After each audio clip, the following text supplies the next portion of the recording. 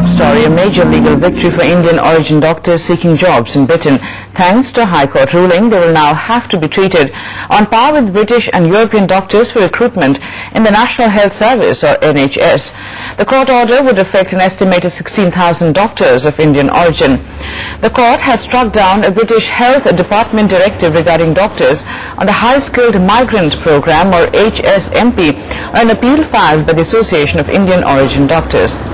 Under the directive, there were practically two shortlists of international medical graduates for recruitment by National Health Service hospitals.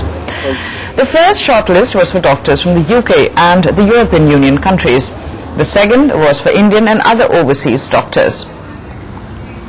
The second list would have been considered for jobs that are not filed by doctors in the first list. This would have also meant that doctors from overseas who would have made progress in their careers if selection was purely on merit may have been left with no jobs. We always believe that the way that the Department of Health introduced this restriction to HSMP was always wrong, and we believe in the cause, and today we have been proven right. HSMP holders will continue to be eligible for next year and several years to come. They will be considered for par with UK graduates and also EC candidates.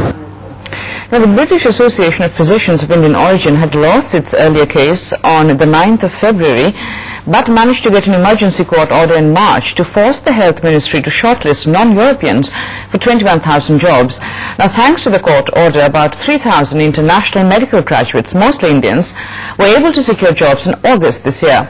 But many thousands did not, and some even left for India.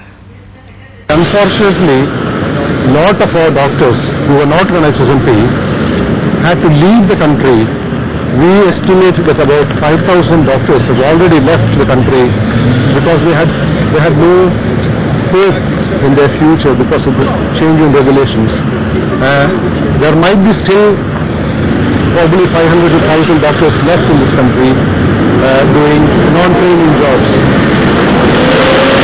And their only hope is to continue on non-training jobs and if possible go on to HSMP visas and get on to training programs.